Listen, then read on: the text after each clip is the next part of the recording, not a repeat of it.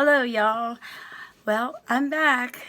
I want to start off by saying I love each and every one of you from the bottom of my heart, and I thank you for letting me share my story with you, y'all, and for the love and support that I'm getting. And also, I'd like to say to the Felicias and Karens out there that I'm not glorifying prison. I'm not proud that I've ever been in prison. I'm just brave enough to speak about it and to speak about my life with drug addiction, prison, and, you know, just things I've been through that in hopes to help anyone and everyone in some sort of way, different ways.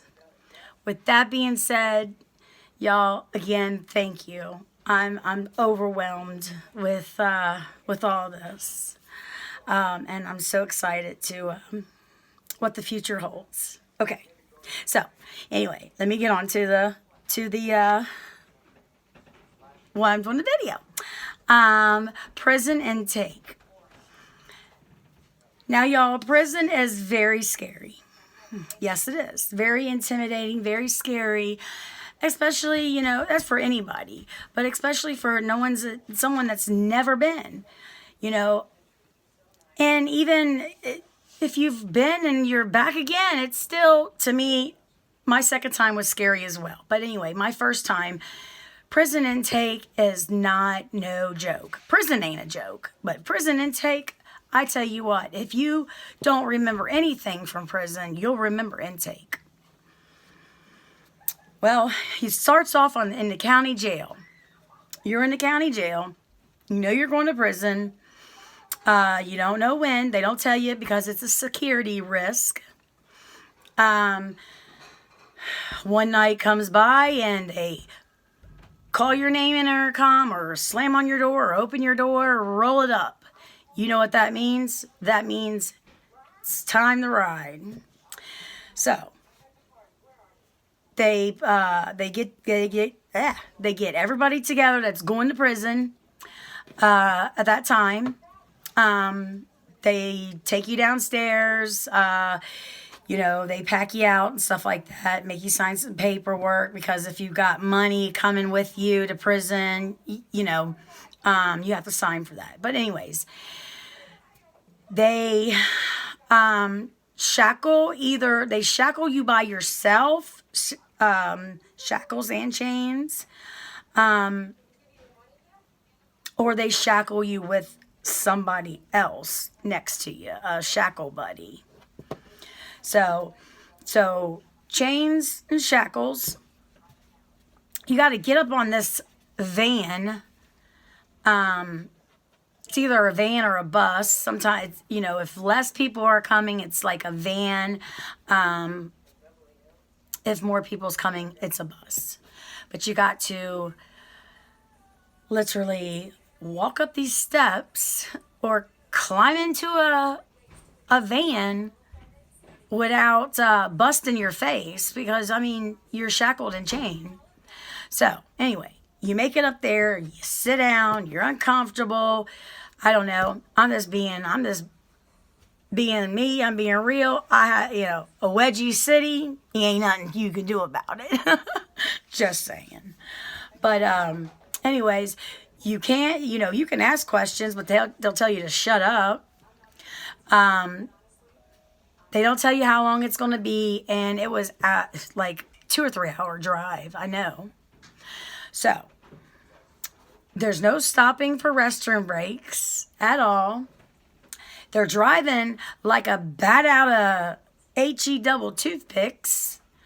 Yeah, they drive very fast. And it's always 2 officers. So they're driving, if you got to pee, no restroom stops. If it's hot, you're not in AC, but they are, but you're not. Body odor, if you're with a bunch of young crew, they're laughing and cutting up, or even Hey, even some older people will laugh and cut up because they think it's a game. It's not a game. Or maybe it was just their way of dealing with it. I don't know. But anyways, so you're on your way to prison. You know that's where you're going. So when you finally get there, because you'll start seeing like nothing but fields. Once you start seeing none but fields, you know you're pretty much close. So started seeing nothing but fields, and you get up to the sign, and you're like, it says the state and then the penitentiary stuff on it, so you know you're there.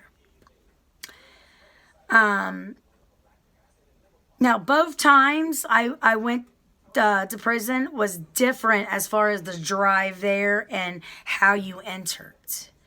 So I'm speaking for the first time how we entered.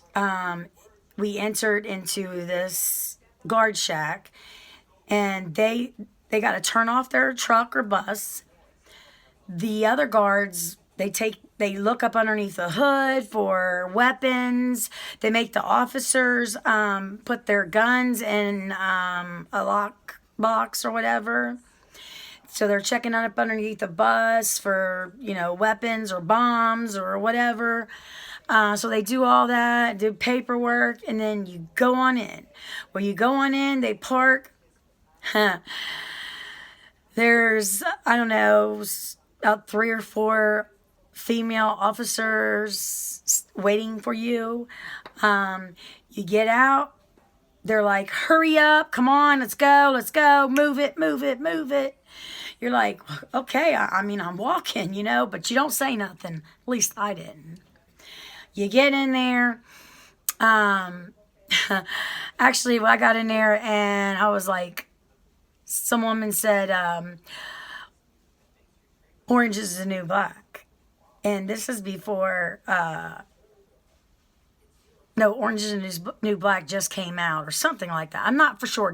Please don't hold me to that. But anyways, so you get in there and you have to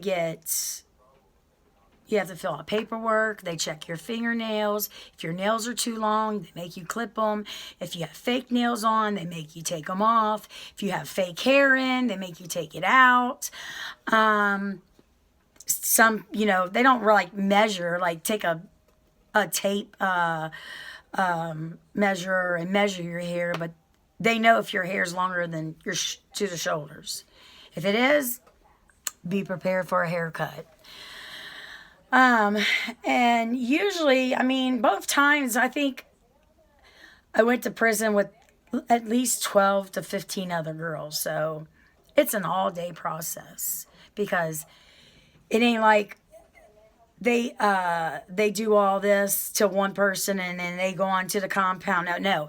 Every single body has to be finished. So if they do you first, and you're there with 16 other women, you got to wait for the other 15 to get their stuff done.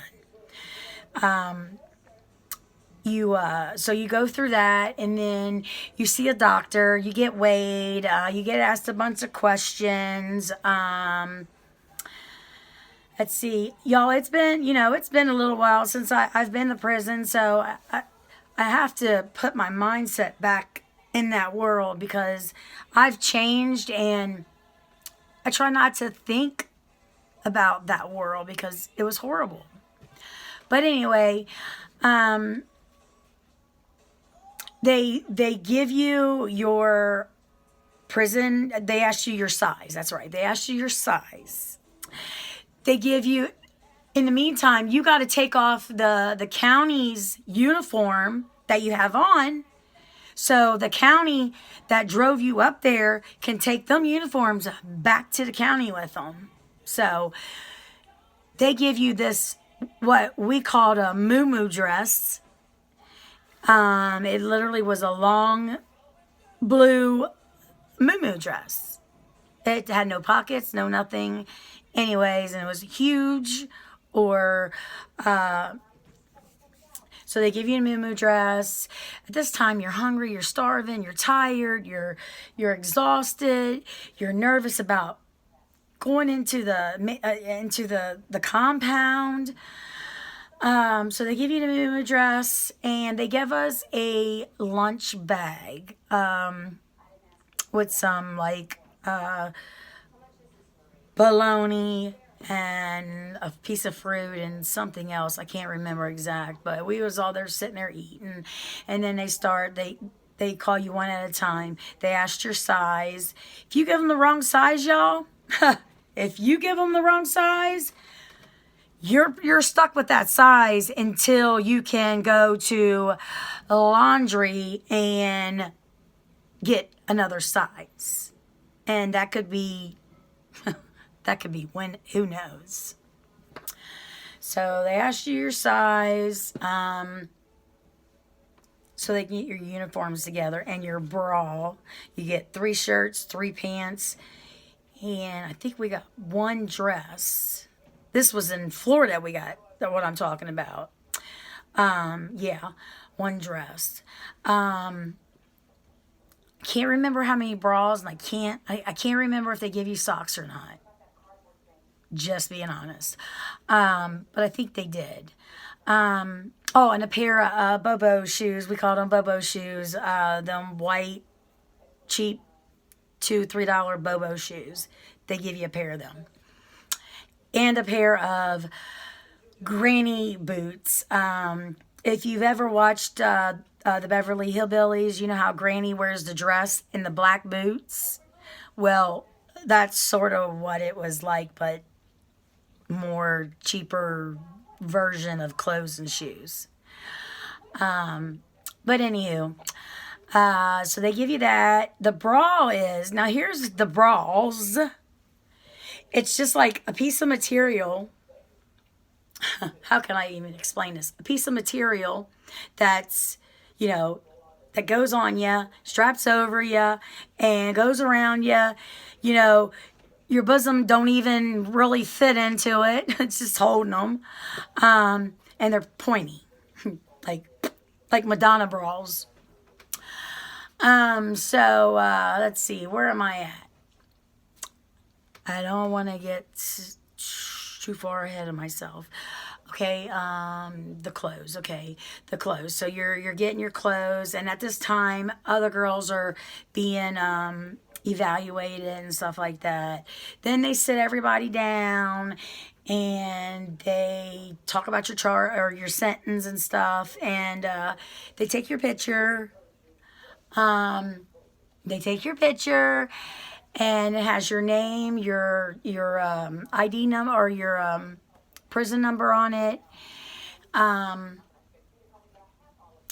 it have height and weight on it? I'm not sure. But anyway, and they tell you, you have to have this state ID on you. It has a little clip, like a little clip that you clip an ID card on with. You have to wear this on you at all times, even in a restroom. Yes, we'll talk about that some other time, but even in the restroom, and they'll tell you, you get caught without it, you're in trouble.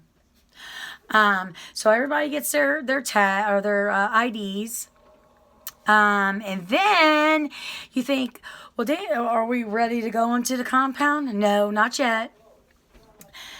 Then, now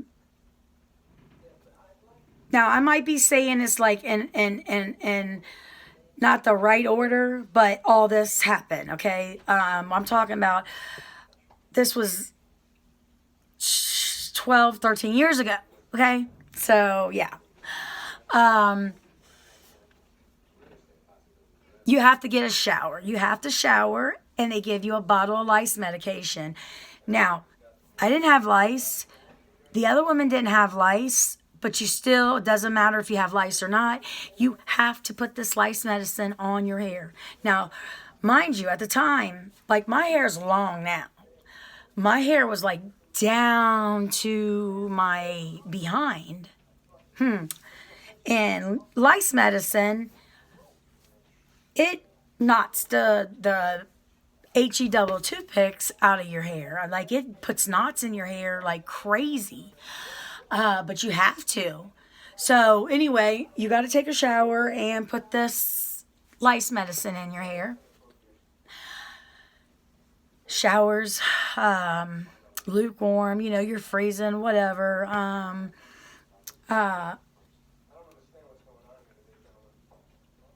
So you put the lice medicine on your hair. You got to wait till everybody gets done. Then, make sure you have all your bags together and stuff. Oh my God, I can't believe this, y'all. The biggest part. Oh my God. Back up some. Back way up. When you come in, I'm so sorry. Y'all, I'll get better at talking, I promise. Sometimes, I can forget just like that. Like on a drop of a hat. Anyways, back up some. When you come in off the bus, you get naked or take your state or your county uniform off. And before they give you that moo dress, they line everybody up on the wall. If you came in there with 15, 20 girls, everybody's lined up against the wall, naked. Yes, naked.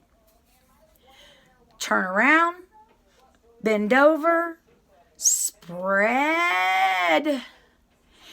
And I might be exaggerating, but I'm serious. They want you to spread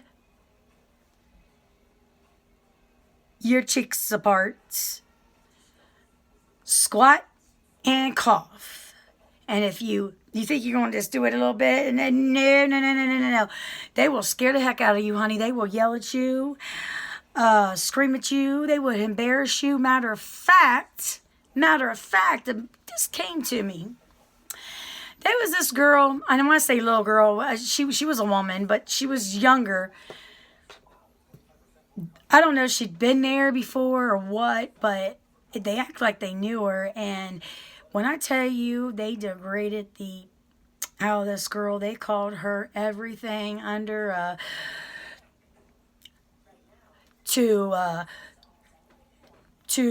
and yes, I'm just mimicking. I don't want to say it because I don't know what I can say on here, y'all. So just bear with me. I'll learn, okay? I will, I promise. They degraded her so bad. she was just crying. Anyways, I felt bad for her.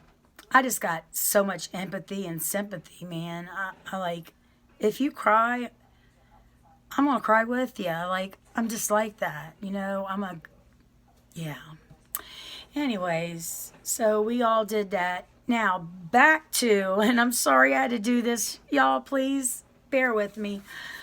Back to you getting your white, they call it a laundry bag, your white laundry bag that ties and they give you your blankets, or you get like 2 blankets, a white one and a wool one, like it's real wool, itchy. And they give you your sheets and a pillowcase and